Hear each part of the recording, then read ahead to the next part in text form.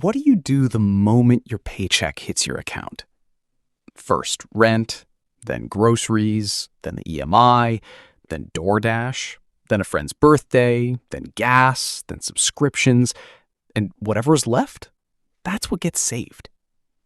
Now tell me, how much is actually left? A week after reviewing those statements, I came across a 3-word phrase that completely changed everything.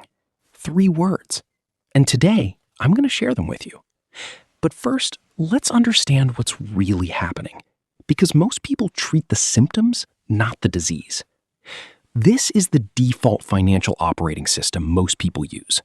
Paycheck arrives, bills get paid, money gets spent, whatever is left becomes savings. This is basically the national default setting, and it's fundamentally broken. Why? Because of something behavioral economists call present bias. Human beings naturally value present comfort more than future security. It's not weakness, it's biology. So when your paycheck arrives and you tell yourself, I'll save whatever is left later, your brain is doing exactly what it was designed to do. The problem isn't that you're lazy. The problem isn't that you're irresponsible. The problem is that you're using a broken system. And this becomes even harder because life comes with obligations, family events, helping parents, friends' birthdays. Now, let's get to those 3 words. Pay yourself first. This phrase was written almost 100 years ago by George Clason in the book Richest Man in Babylon, and it's just as relevant today as it was back then. The idea is simple. The moment your paycheck arrives, move a fixed percentage into your future.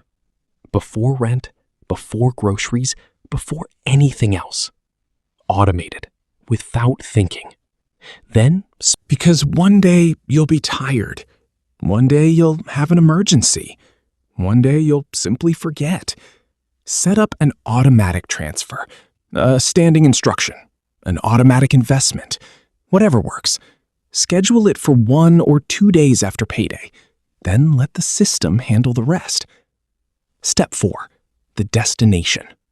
Where should the money go? If you don't have an emergency fund, build that first. Aim for 3 to 6 months of expenses. Once that's complete, start investing in a low-cost index fund. Simple. Emergency fund, index fund, tax-advantaged accounts. That's all most people need. Step 5. Spend the rest guilt-free. This is important.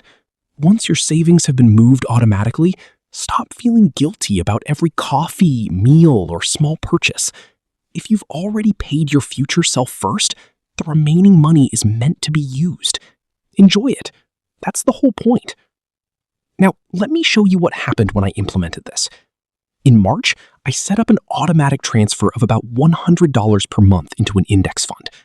12 months later, I had invested roughly $1,200. The market added some growth, but the bigger win wasn't the return. The bigger win was the habit. The previous year, I saved only $380. The next year, I had over $1,500 between investments and cash reserves. Same salary, same city, almost the same lifestyle. Did it feel uncomfortable at first? Absolutely. The first 2 months required some adjustment. By month 3, my brain adapted. By month 6, I completely forgot that money even existed. And that's exactly how it's supposed to feel. It doesn't depend on memory. It doesn't depend on having perfect months. Set up the automation once and let it do the work. Whether you're busy, stressed, distracted, or dealing with unexpected expenses. So here's today's action step.